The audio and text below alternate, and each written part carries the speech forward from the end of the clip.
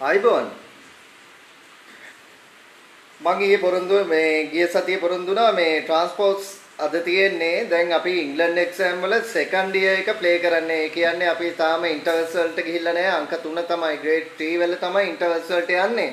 දැන් ගොඩ දෙනෙක් මම ගිය සතියේ කියලා දුන්නා කොහොමද ට්‍රාන්ස්පෝස් කරන විදිය පොතේ හැටියට කියලා. Tone tone semitone tone tone semitone. ඔයාලට අහලා පුරුදු එක.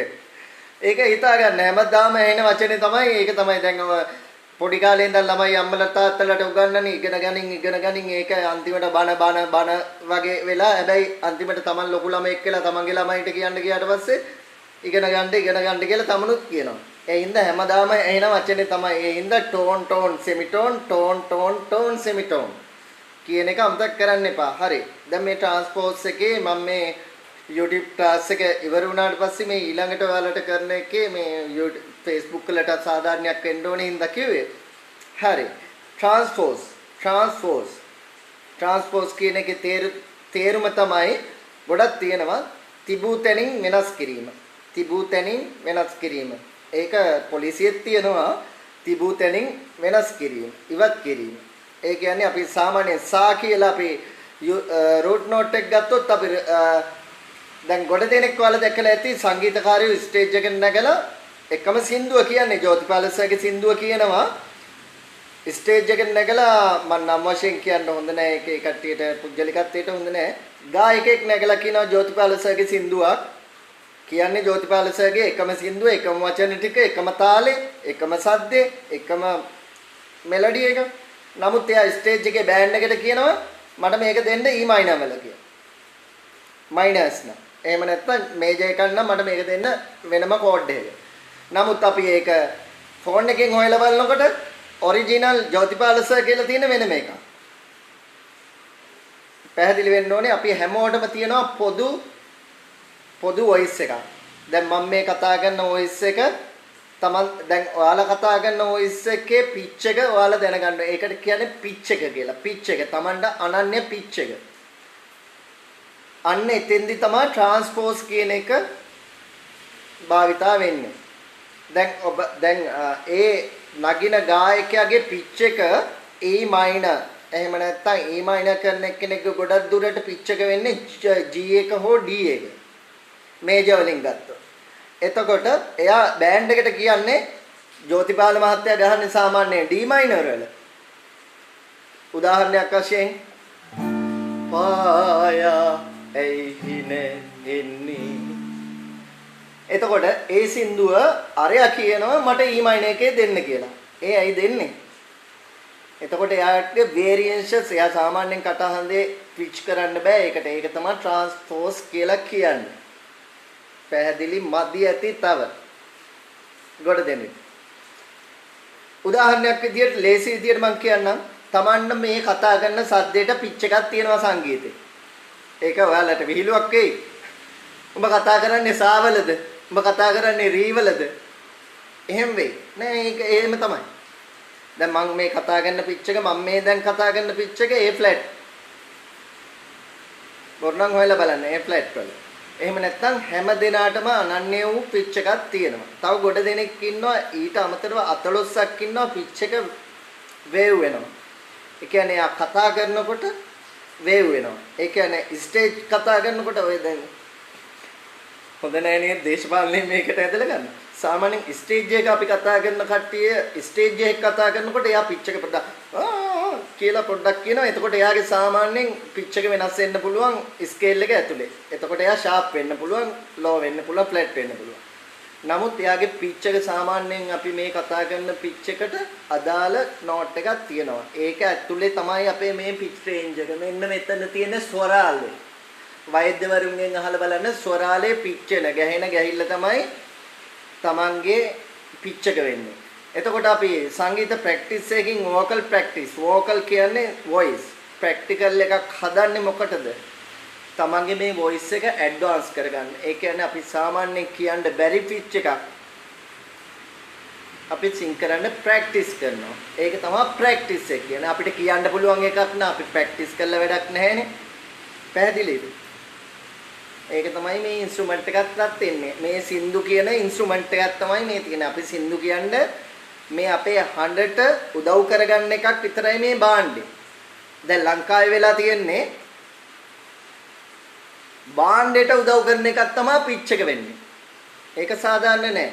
අපි මේ හැම දෙයකින්ම භාණ්ඩ 10ක් 12ක් 20ක් ඔකෙස්ට්‍රා එකක් ගත්තොත් භාණ්ඩ 80ක් 100ක් 200ක් හැම දෙයකින්ම කරන්නේ මේ තනි පිච් එකකට සහයෝගය දෙන එක. එතකොට ෆස්ට් එන්නේ පිච් එක. එහෙනම් වොයිස් එක ගැන මෙමරි තියාගන්න හැමෝටම සිං කරන්න පුළුවන්. මට සින්දු කියන්න බෑ. මේ හරි අධ්‍යාපනයක් නැති හැමෝටම සින්දු කියන්න පුළුවන් Tamanට අනන්‍ය පිච් එකේ. හරි. ගමන ටිකක් දුර ගියා වගේ තේරුණා නේද? ගොඩ දෙනෙක් මේක නොතේරෙන කට්ටිය පිස්සු කියයි. නමුත් මේක තේරෙන කට්ටිය මේක හරියටම හරි කියලා කියයි. හරි කියන කට්ටිය ඉන්නවනම් මේකට කමෙන්ට් එකක් දැම්මොත් හරි කියන එක්කෙනා මට ඒක උදව්වක් වෙයි. අනිත් එක ට්‍රාන්ස්පෝස් කරන විදිහක් තියෙනවා. ට්‍රාන්ස්පෝස් ඉංග්‍රීසියෙන් කිව්වහම තේරෙන්නේ නැත්නම් තිබූ ස්ථානයෙන් වෙනස් කිරීම. හෝ තිබූ ස්ථානයෙන් වෙනස් කිරීම හෝ තිබූ එක වෙනස් කිරීම. තිබූ දේ වෙනස් කිරීම තමයි ට්‍රාන්ස්පෝස් කියලා කියන්නේ. ට්‍රාන්ස්පෝස්. එතකොට අපි සා වලින් එහෙනම් සා අපි සිං කරමුකෝ.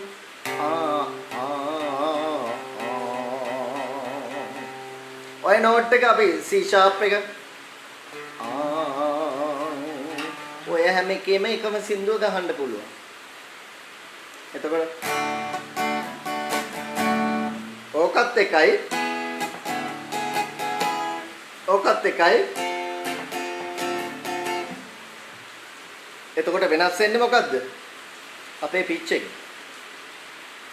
ඒ නිසා අමරදේව සර්, රූකාන්ත සර්, කුමාරියා මැඩම් මම දන්න මගේ කාලේ වීරයෝ තමයි. ඊට පස්සේ ගුණදාස කපුගේ සර් නෙමෙයි අනිත් එක්කෙනා සර් වැඩෙක් මං වැඩෙන්නේ නෙමෙයි. නමුත් අර පිච් රේන්ජ් එක මම මේ කියන්නේ.